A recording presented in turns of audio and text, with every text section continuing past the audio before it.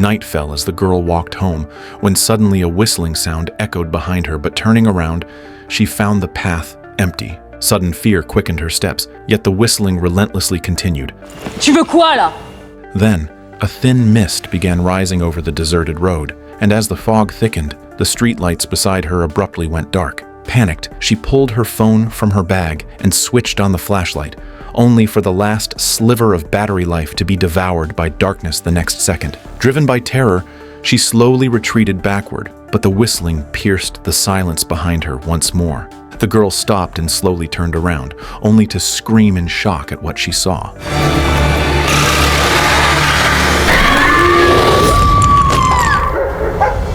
The next day, at the town's retirement home, Wendy visited her grandmother, who suddenly grew serious and clutched Wendy's hand tightly. La fille aux cheveux rouges, il faut la retrouver. De quoi tu parles? Il est là. Il est là. Il faut la retrouver. Il faut la retrouver. Jeanne, il faut. Respire, regardez-moi, tout va bien. Respirez.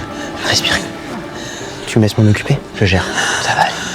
Seeing the elderly woman so agitated, a caregiver immediately rushed over to calm her. But her grandmother's strange behavior truly shocked Wendy. What did her grandmother's words mean? And who was this red-haired girl she spoke of? Meanwhile, Sheriff Max received a report. A town resident stated his daughter hadn't returned home all night, and her phone was switched off. The missing girl was named Gwen. Though a bit headstrong, she had never had conflicts with anyone. Max and his partner Lucy searched Gwen's room, but found nothing out of place. Lucy suspected she might have run away, but when Max tossed Gwen's stuffed toy onto the bed, coins clinked inside. They discovered a small amount of cash hidden within, ruling out Gwen running away. Over lunch, Max told his daughter Wendy about the disappearance. Coincidentally, the two girls were in the same class this semester, though Wendy didn't know Gwen well. However, they shared a mutual close friend, Leia. Soon, Max and Lucy went to the school. Leia described Gwen heading to a bar alone after a party last night. Following the lead, Max and Lucy went to the bar. Security confirmed Leia's account was true. Gwen est arrivée vers minuit 30, mais il a mis dehors à 1h45. Et pourquoi? Elle a frappé un gars. Mais genre bien, hein. Il a mangé sévère, il avait l'arcade en sang. Et on sait pourquoi elle l'a tapé? At school, whispers about Gwen's disappearance spread. Before leaving, Max had each student take a picture of Gwen's most recent photo. When Wendy saw the picture, she instantly recalled her grandmother's words and urgently questioned her friend. Pardon? Depuis quand elle a les cheveux rouges, Gwen? Depuis 2 semaines, un truc comme ça, non? Ouais, c'est ça. Tu me l'envoies? Ouais.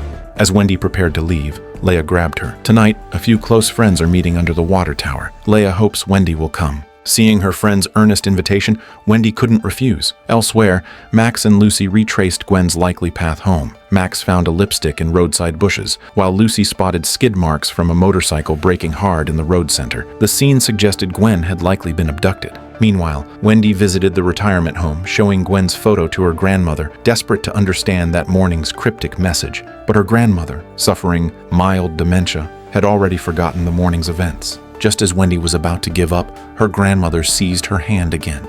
Tu dois l'arrêter, Wendy. Arrête, mamie, là, tu me fais peur. Tu dois, Sarah. Mamie. Shortly after, Max arrived. Staff assured him his mother only had mild low blood pressure, nothing serious. Wendy felt intense guilt, believing her relentless questioning caused her grandmother's episode. She then told her father about the morning's events. Max insisted someone must have told his mother about Gwen's disappearance. Wendy countered that no one knew that morning. Despite her explanation, Max refused to believe his daughter. Back at the station, Lucy had obtained security footage from outside the bar. Video shows that Gwen was thrown out of the bar by security. Minutes later, the man who had confronted her stepped out, mounted a motorcycle, and sped off. Jean-Guy instantly recognized the man from the bike's distinct modifications. The man had prior theft convictions and was now linked to the disappearance. Max and team went to his address. Hearing commotion, the man stepped outside. Seeing police, he dashed into the adjacent wheat field.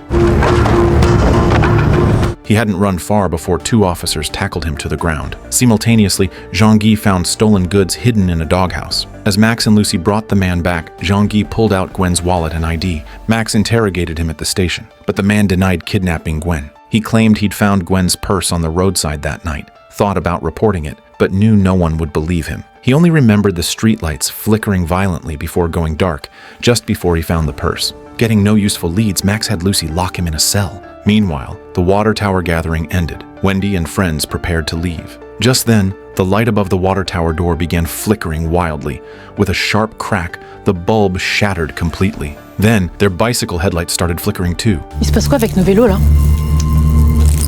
As they stood confused, a sharp whistle cut through the air from the darkness ahead. Peering toward the sound, a dark figure materialized within the swirling mist.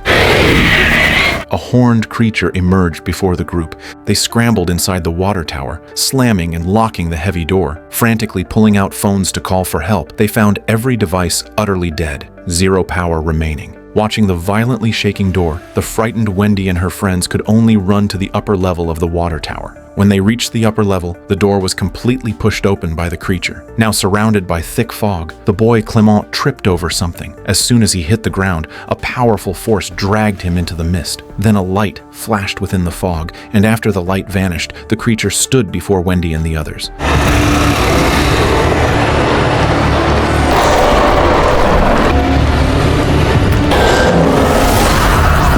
A blinding light burst from Wendy's hand, and the creature disappeared, everything returning to normal. Soon after, Max arrived with his team. Police found the boy Clément in the woods near the water tower, and Lucy discovered a strange statue on the ground behind him. Wendy told her father everything that happened, but Max dismissed her words as nonsense, insisting monsters don't exist in this world. The next day, Max went to the hospital. Doctors informed him that after all tests, Clément's vital signs were completely normal. Yet he remained in a minimally conscious state, essentially reduced to a primitive being without emotion. Even doctors with over 20 years of experience had never seen such a patient. Meanwhile, Wendy and Leia arrived at the hospital room. As Clément slowly turned his head, they were horrified. Decay had begun spreading across his face, and a deathly aura radiated from his clouded ash-gray eyes. After 48 hours of investigation with no sign of Gwen, the mayor held a press conference. Public pressure weighed heavily on Sheriff Max. He vowed to use every police resource to find Gwen. Soon, Lucy got a vital lead. On the night Gwen disappeared, a farmer saw someone run into the woods. Due to heavy fog, he couldn't make out the person's features. What's more, strange things had happened in the fields. The farmer's tractor had suddenly lost power and stopped working, only returning to normal after a while. Max and Lucy searched the woods the farmer mentioned, but upon entering, Lucy sensed something was wrong. T'entends? Non. À cette époque, on devait entendre les insectes, les grives. Même les chevreuils qui aboient. Là, c'est comme si la forêt entière s'était vidée, comme si toute vie avait fui. Max paid no attention. Not far ahead, they found a woman's leather shoe in the grass. Based on size and sole pattern, Lucy confirmed it belonged to Gwen. They immediately called for backup and reported the find to the mayor. Soon, many officers and volunteers arrived, including Max's daughter Wendy and her friends. The group began a thorough search of the valley. Hours later, volunteers were exhausted with no sign of Gwen. Just as Max grew discouraged, a voice came over the radio. Jean-Guy spotted a bald eagle circling overhead. For a predator that typically feeds on injured or dead animals, its presence was unusual. Max deployed the K9 unit toward the eagle's location. Led by police dogs, people discovered an old well deep in the woods ahead. Max stepped forward and looked inside, then turned and signaled to everyone that the target had been found. With the help of the technical team, Max personally went down the well to bring her up. Finally, under the tense gaze of the crowd, Gwen was pulled from the well. Her father rushed forward. Just as everyone assumed she was dead, Gwen suddenly opened her eyes. Seeing she was alive, Max rushed her to the hospital. Doctors told Max Gwen's condition was identical to Clément's. Even more unsettling, despite falling down a well, Gwen had no fractures or injuries. Back at the station, Max and colleagues examined Gwen's belongings. Lucy found an intricate wooden carving in her jacket pocket. Near Clément, she'd found an identical carving earlier.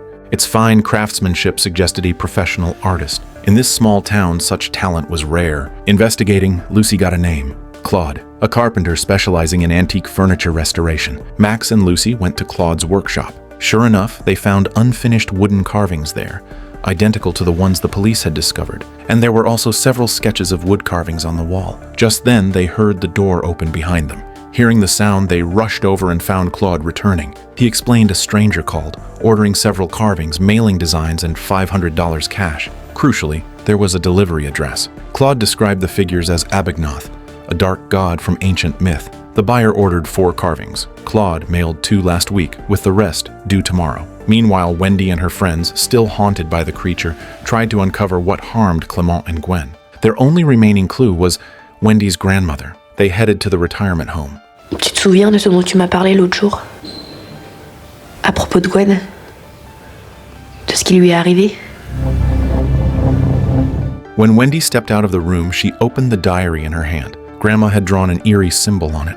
What this symbol actually meant, no one knew. The next day, Max and Lucy arrived at Claude's delivery location. In the pouring rain, a car appeared before them, and they immediately pulled out their guns and ran toward the target. Sure enough, they saw a man wearing a raincoat preparing to take something out of the fuel tank. Just then, Max rushed out, and the man turned around slowly with the item in his hand. But his face was wrapped in a mask, so Max couldn't recognize who he was at all. Suddenly, the man threw the item in his hand and took this opportunity to run into the abandoned hotel behind him. Max chased after him into the hotel. Not long after, a gunshot rang out from inside. Hearing the shot, Lucy rushed in. When she got inside, she saw Max lying in a pool of blood, having been shot. He was then taken to the hospital, and fortunately, the bullet had not hit a vital organ, so there was no danger to his life. But the mysterious person who shot him took the opportunity to escape. Whoever this man was, he was clearly connected to the recent strange events. So, Wendy and her two friends began an investigation together. Their only clue was that strange symbol drawn by Wendy's grandma on the paper. They went to the library, and after some searching, they finally made a new discovery. This symbol originated from ancient writing and represented a plant called the ash tree. Even so, they still didn't know what Jean was trying to express by drawing this symbol. At night, Wendy and her two friends went to the nursing home again. They wanted to get the truth out of Grandma's mouth, but a knock on the door disrupted their plan. Nathan opened the door and found an old man standing at the door. He had come to play chess with Wendy's grandma. But just as he placed the chessboard on the table, Wendy immediately saw that mysterious symbol in the center of the chessboard. The chessboard was an heirloom of the old man, and this emblem could be traced back 1,000 years. At this moment, Leia suddenly realized that the old man was the next victim. As soon as she finished speaking, the lights in the room started to flicker. It was already too late for them to call the police. Their phones had no signal at all, and even the landline couldn't be used. In an urgent situation, Wendy and her group immediately wheeled Grandma out of the room in a wheelchair. The confused old man hadn't figured out what was happening yet when he followed them and quickly ran into the corridor. But they hadn't run far when they stopped in their tracks. In the fog at the end of the corridor, a monster gradually revealed its shape. T'es dans les commandos marines, moi, et c'est pas des couillonnades de ce genre qui vont me faire peur. Seeing the old man so defiant, the monster let out an ear-piercing shriek. Immediately, the group turned and ran into the nursing home's kitchen. Under the old man's guidance, Wendy and her friend blocked the door with a food cart. Then, they pushed Grandma into the inner room. Unexpectedly, the old man suddenly closed the door from the outside and inserted a spoon into the handle. At that moment, the lights in the room suddenly went out. It seemed the old man knew very well that the monster was after him. He picked up a knife from the chopping board and stared in the direction of the door. The next second, the monster pushed open the door and walked in. Watching the monster slowly approach him, the old man swung the knife and launched an attack. But after all, he was old and frail, with no combat ability. The monster took the opportunity to grab his neck and then opened its mouth to suck out his life force. Within seconds, the old man lost consciousness and fell into a coma. In the room, Wendy and her group also pushed the door open and ran out. Previously, in the water tower, Wendy had accidentally released a mysterious power that drove away the monster. She thought she could do the same this time, but things took an unexpected turn. When she held out her hand, nothing happened. Instead, the monster grabbed her by the neck, but strangely, the monster didn't hurt her. It just casually threw Wendy aside. Taking advantage of the opportunity, Nathan picked up the knife on the ground and prepared to fight the monster to the death. Just then, Wendy's grandma walked out of the room. Then, an incredible scene unfolded.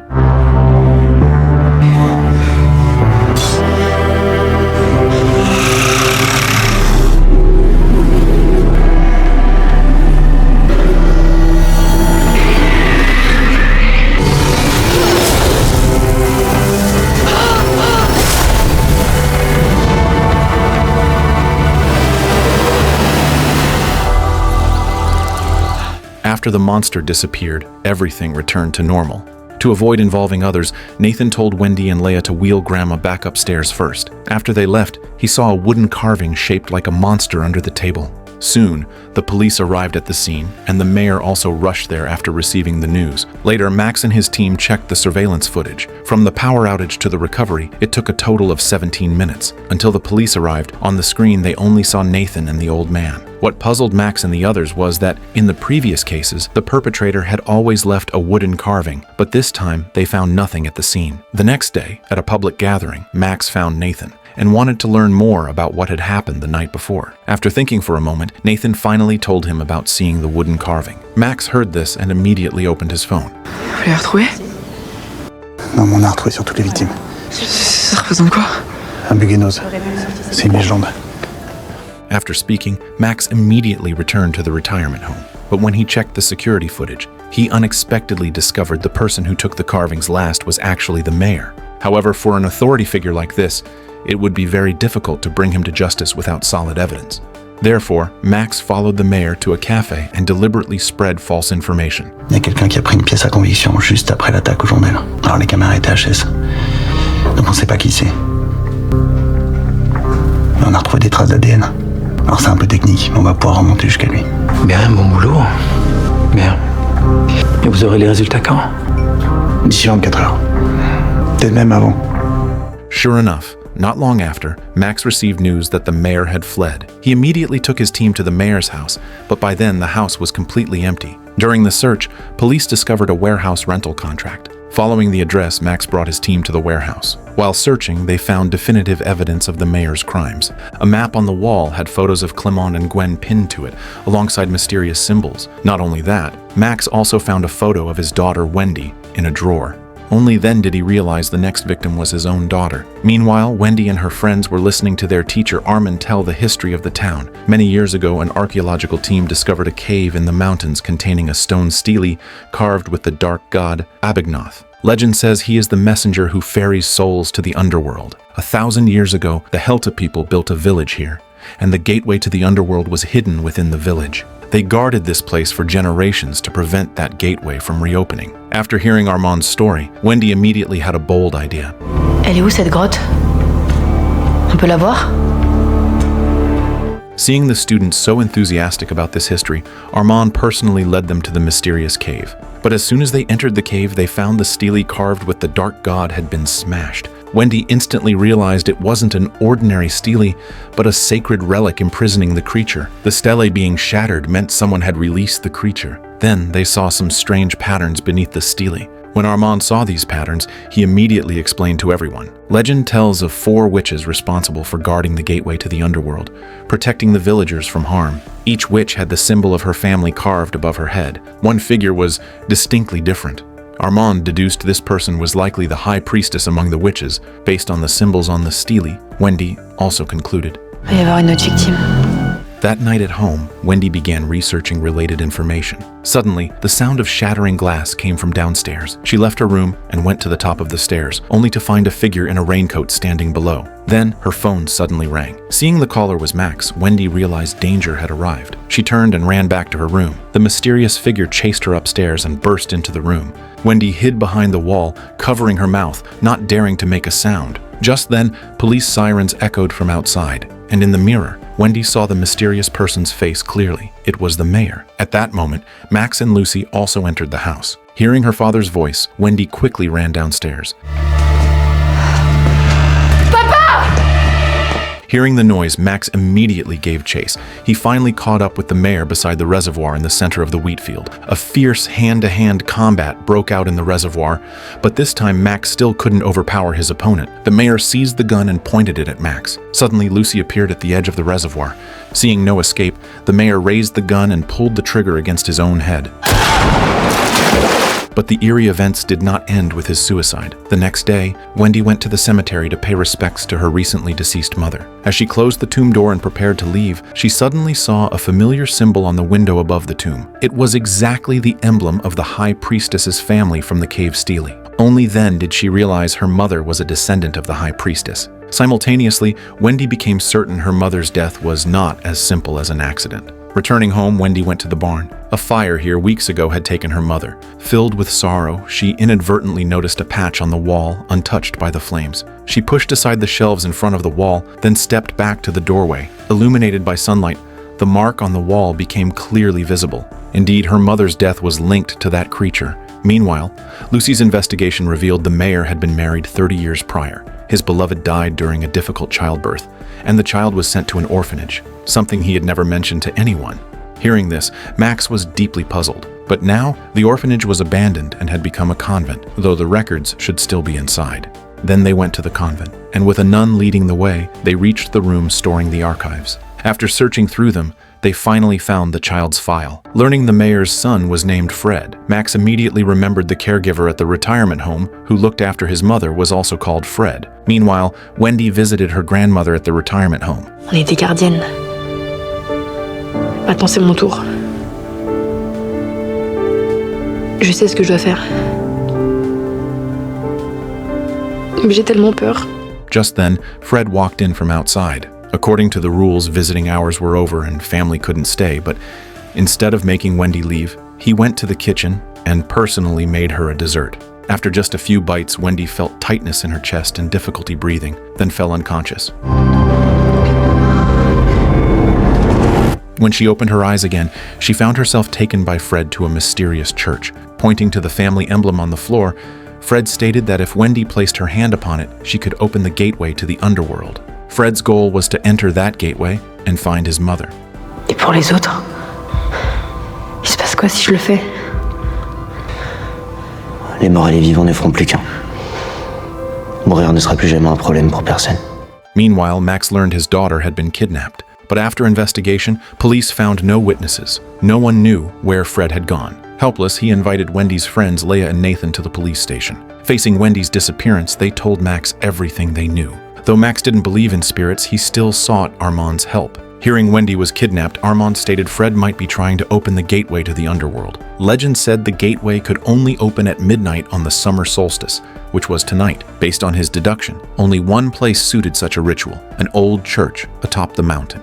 Max and Lucy drove towards the mountaintop. En route, they heard noises coming from the trunk. Stopping the car, they discovered Leah and Nathan had secretly hidden inside. For their safety, Max handcuffed them inside the car. He and Lucy proceeded on foot to the church. Meanwhile, swayed by Fred's persuasion and the promise of seeing her mother by opening the gateway, Wendy placed her hand on the family emblem. A cold wind instantly swept through the church. After a flash of bright light, Wendy awoke in another world. A figure in a black robe carrying a lantern appeared before her. She took the lantern and slowly walked in the direction the robed figure pointed. Soon, Wendy found herself standing before the barn door. Opening it, she saw her mother Sarah inside. Seeing her daughter, Sarah revealed the truth about the day she died. It was Fred who had released the creature. To open the underworld gateway, he needed the power of 4 witch families. The first person he found was Sarah. Fred used the creature to try and take her power, but Sarah resisted, accidentally knocking over an oil lamp that ignited the curtains, leading to her death in the fire.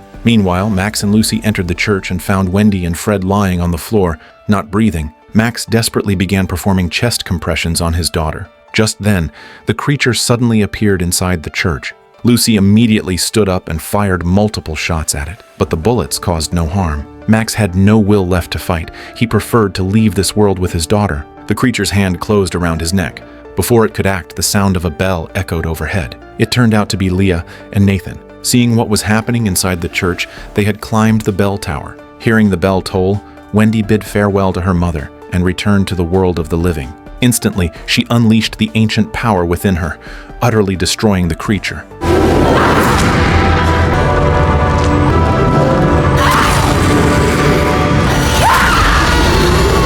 Lying on the ground, the headless creature dissolved into ash. The descendants of the 3 witches whose powers were stolen by the creature all regained consciousness and awoke.